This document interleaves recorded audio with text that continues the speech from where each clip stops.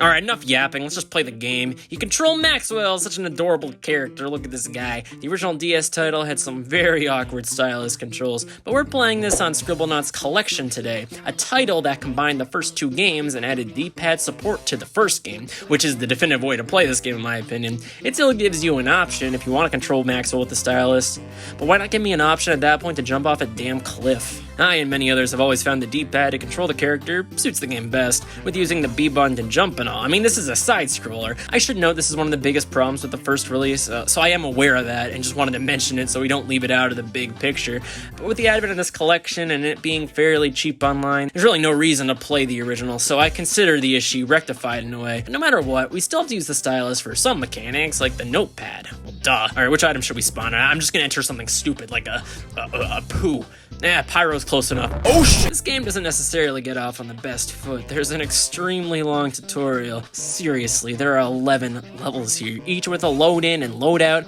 We learn about some of the other touching mechanisms here. Should I have reverted that? Yeah, it's fine. You tap a ladder to climb it, you tap to use a hammer to knock down a piece of wood, the whole kit and caboodle. The magnifying glass in the top right identifies objects, which is actually super helpful, believe it or not. And the disembodied Maxwell head will snap the camera back to you at any point. This is super convenient because often you'll be using the touchscreen to move the camera. To finish a level, Maxwell must collect the Starite, this game's version of, you know, stars.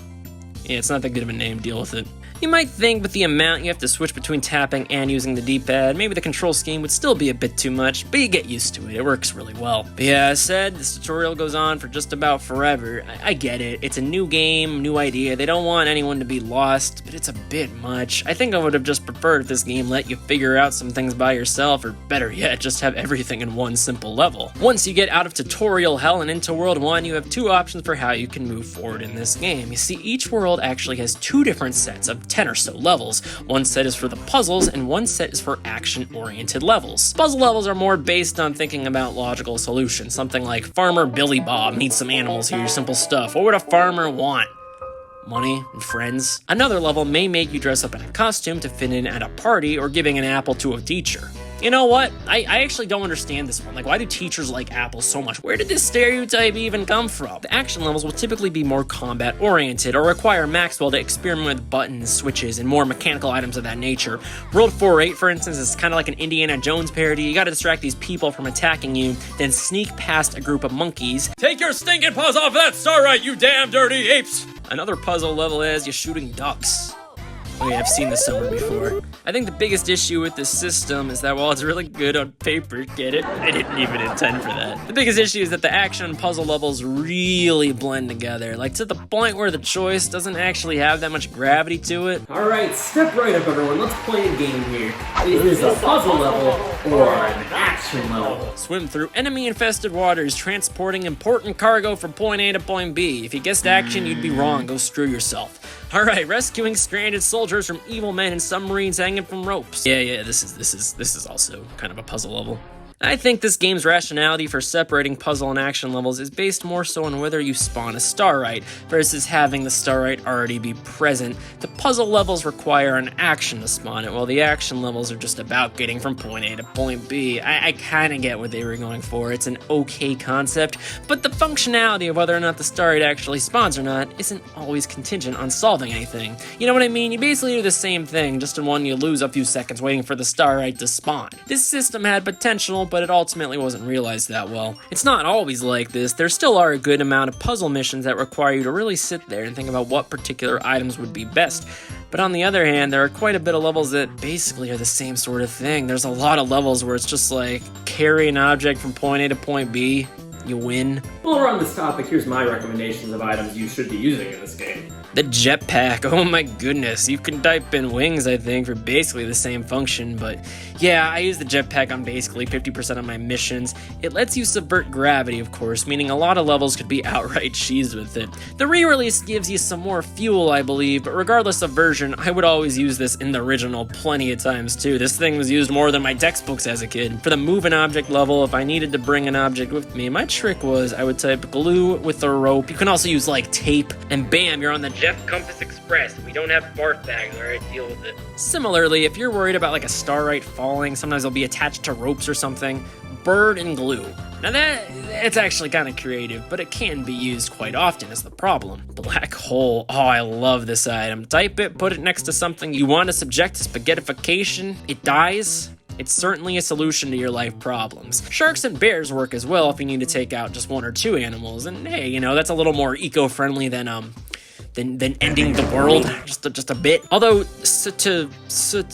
this thing, if you need something with a little more juice to it, can be a pretty good item as well to attack other enemies with. I'd say I use one of, if not more, of these terms in 70% of my levels I've played. I should note that for my playthrough, I did switch between puzzle and action levels for every other world. I did the reverse of some worlds too later just to see a few levels, but I technically didn't play every single level to get to the end. It wasn't required. So that 70% I said might change, give or take, but in this maybe 130 levels I played for this playthrough, yeah, you're doing this a lot. At least you can loop some items. I think it's a bit of a shame, because I gotta give credit to the developers. They made an incredible, expansive notebook system. Seriously, this database is stupidly impressive, especially considering the DS cartridge sizes. But you just end up doing the same things quite a bit. And speaking to the number of items again, some objects are a bit repetitive. Not everything has its own unique model, which is kind of a way they get around the magnitude of this project. For instance, the words woman and mom spawn the same character model, even though there's technically a difference, of course. Also, if you type virgin and gamer, it spawns the same model. That's actually really funny. Can't add adjectives either. If you try to do it, it'll cross out the adjective and just give you the base word. It's an understandable restriction, especially for the first game. But to give the team credit, there are a lot of objects with legitimate functions. My goodness, a lot of things that I think probably took at least a few hours of development for one item. For instance, you can type in a time machine, taking you to sort of an ancient kingdom. I don't know why this level is called 01. I'm guessing to transport you, they needed some kind of like placeholder or something. And I don't know if you can actually get a star right here. I didn't see any obvious puzzles. You can also enter night vision goggles, giving you a filter for this level. This looks like a Game Boy game. I want to play some Tetris. There's some Easter eggs, like if you type Maxwell, you get an evil version of yourself, and Scribblenauts spawns whatever this is. You can even spawn the game developer, Jeremiah. Alright, explain yourself. Why did you make the same level like 30 times? In the beta, there were even some Konami models in there, but they were cut from the final version, which is understandable, but how cool would that have been to spawn like Solid Snake or something? You can even spawn some good old late 2000s memes. These never get old. Spawning Rick Astley makes him, die. Never gonna give you. And of course, you don't need to be in a level to mess around with a notebook. You can do this in the game's open sandboxes. There are quite a bit to unlock, and I gotta say, as a kid, this is where I spent most of my time with this game, just thinking day in and day out what dumb stuff I could create, what crazy situations I could think of. Seriously, there are thousands of options, and the possibilities for these scenarios are endless. It's basically its own game, which is just why I find the levels to be kind of underwhelming. I found my creativity that I had here wasn't always put to the test. Like, sure, I could have maybe said, alright, let's not use the jetpack on this one, but at least me as a player, if I know there's an obvious solution, well, I'd rather just do that. I don't want to be sitting there making my life any harder. Besides, for some of these, I don't know what you even do besides the old jetpack and rope technique. Like, the game doesn't give you a lot of options. Some of the levels were very frustrating in the sense that you need a very particular item to progress. Take 210's puzzle stage, for instance. The chef wants a hot meal, so I figured, I don't know, soup. Soup is pretty warm. Like, what's warmer than soup, right? But this wouldn't work. I get it's technically a liquid, but I still thought this should count. Moments like this happen somewhat often, and I do get it. I think what's happening here is each developer who makes a particular level has their own biases and what should count and what shouldn't. After all, we're all humans. They're probably just thinking exactly what they're thinking, and there's so many possibilities, so it's only natural. But yeah, I do wish the solutions weren't super restricted, as they would often have me second-guessing myself if I was even doing the level right in the first place. Another example of this was 410's action level, where you're racing against a leprechaun to a star. Right. You can't win just by racing him, as far as I know. At first I thought, hey, why don't we just try to distract him or something? A pot of gold. Leprechauns like gold, right? I mean, who doesn't? Apparently, star rights are worth more than sheer gold. He just cuts the gold with a knife. Pure gold destroyed with a damn knife. What? Well, it turns out this wasn't the viable solution. The game developers want you to slow him down in some other form. Alright, let's put a wall. Nope, he breaks that as well. What kind of knife does this guy have? It just breaks through everything. Alright, let's just try a bear. I mean, what else am I supposed to do, right? Let's just spawn a bear. Okay, that worked. Okay, he's dead. I mean, he's literally dead, but now you can play, so the developers just wanted you to, like, kill this guy. But what really sucks is a level in the next world, another race level. If you bring out the bear then, nope, suddenly that is cheating. I really don't get why they would change the rules like that. Like, I agree, using a bear is cheap, but it was my only choice against Leprechaun. What else was I supposed to do? And if you allow it in one level, why'd you ban it in another? I think this type of missing continuity, I knew I could do and couldn't do. And now the wall works. I don't understand my life anymore. To combat the lack of puzzling moments, the developers actually added quite a bit of replay value as a way to remedy this a bit. Upon beating a level, you can re-enter it and try to beat it 3 times in a row, with the only caveat being that you can't use new words on each attempt. Well, this doesn't fix everything, as wings and small planes can be alternatives to jetpacks, and tape and glue can be rope alternatives. This still adds quite a bit of depth to this game, and is an addition I really appreciate. Thinking about it now, my god, if you factor getting in the advanced star rights, along with the fact that each world has puzzle and action levels, this game literally has more content, like half of the games that are released in this day and age. How did they cram all this on a cartridge the size of a Cheez-It? On top of that, this game does keep a type of score system if you're into that sort of thing. There's a par, which gives a recommended amount of items to use per stage. It's often pretty fair, and not too hard to play either close to or even under, although sometimes I just say screw it and spawn a few dozen items to win. Hey look, it's technically not cheating, alright? Don't make me feel bad! The only downside of not following the par system is that you earn less allers. No, I didn't say that wrong. It's allers, not dollars. It's kind of weird, but it's better than coins or some millionth variation of currency every other game has. It's memorable for sure. There are a few other variables that determine your score and therefore the aller count. There's style. I won't lie, I don't know what this was for my entire playthrough. I have no clue what triggers it. I did some research, and the only thing I could find was an old GameSpot forums post with people just as confused as I am. King of Donkey says different merits get you different amount of style points. Example, Savior gets you 10 style points. I think this is related to the merits, which are the in-game achievements. So basically, if you win an achievement, you get more style points, but I don't know. If the King of Donkeys can't explain it perfectly, then hell is about to freeze over, alright? There's also a time variable factoring into your score, although on a first playthrough, I recommend kind of ignoring that. You don't want to rush yourself in my opinion, so I personally never worried about the system too much, and even the system as a whole. On subsequent playthroughs though, it's a genius way to bolster replay value, and means that not every level is just a matter of cheesing it. They want you to win it in a creative way. If you want to play the game the way they want, you are rewarded for it, and I think that's my favorite part about this game. All playstyles, whether you want a deep enriching experience or are just cheesing into World 10, you're catered to in some form, even if not all of these styles are executed perfectly. If you like puzzle or action levels, you can do one of them for the entire playthrough. If you want a higher challenge, there's the score system and the advanced mode. Everyone gets something out of this game. Except for politicians, probably, I don't know. The only restriction I would note is you can't go too casually, as to unlock the next world, you do need to spend a certain amount of allers to unlock it.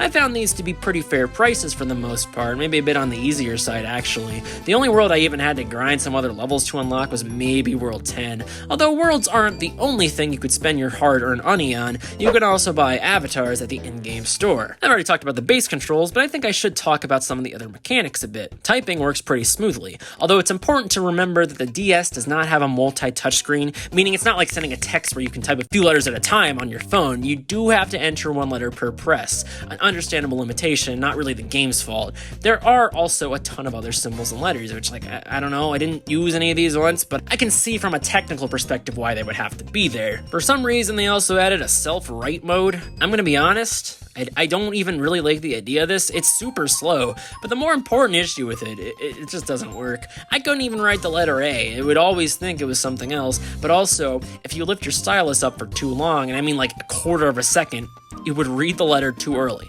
Now tell me, do any of you write the letter A without lifting up your hand to draw the line in the center? It would be pretty impressive if you didn't, and don't get me started on letters like T or Q. But even when you do write a letter in one, it doesn't work anyway. Yeah, just don't use this. There's really no point, but it's literally slower even if it worked. The in-game mechanics are pretty solid, although they can be a little bit clunky.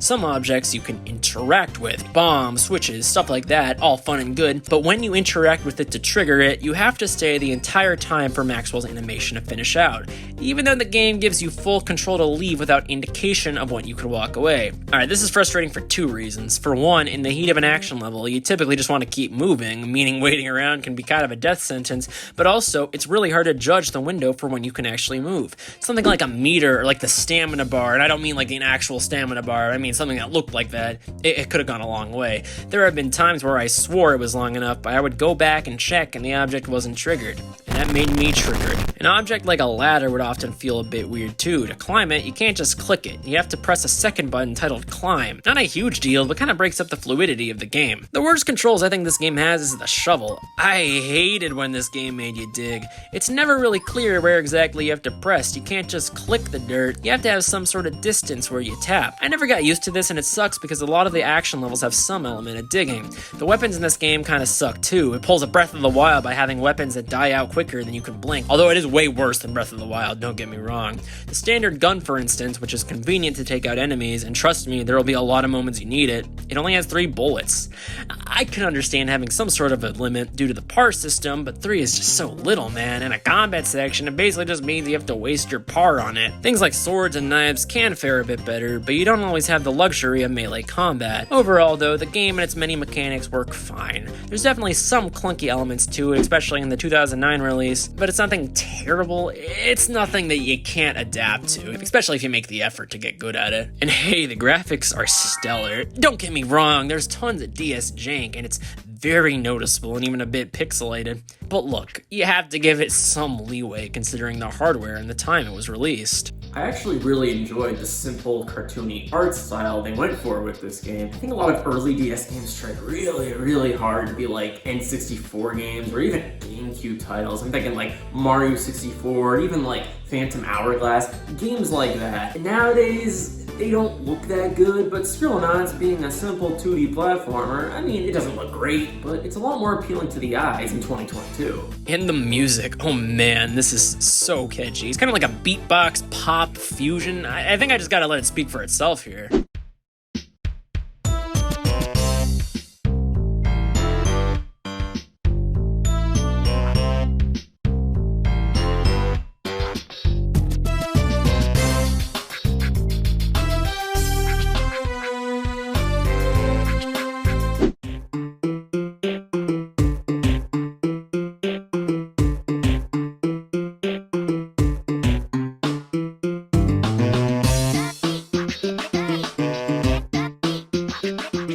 There's even a level editor in this game, which, you know, it exists. It's a bit limited, but I would say the biggest downside is there's no online in this game. While I can forgive this for the time, I would say this mostly kills any long-standing replay value this game would have. You can even unlock the merits, as I mentioned earlier, this game's kind of achievement system for being creative, another type of reward to benefit the player. Final level takes us to all the game developers. They want you to write the answer, and hey, I played those impossible quizzes every day in the 2010s. You can't fool me, alright, developers? They fight, you get a star right, and you complete a flawed, but really great and innovative game. I think Scribblenauts is a gem. I mean, it's not the most intuitive game at times, but it's a solid product, and there's a lot of reasons to go back to it. I think my biggest issue was they had this great game mechanic, and the potential just was never fully tapped with this title. So something like a sequel would have gone a long way. And thankfully they agreed, because they made a sequel a year later. What is this, Pokemon?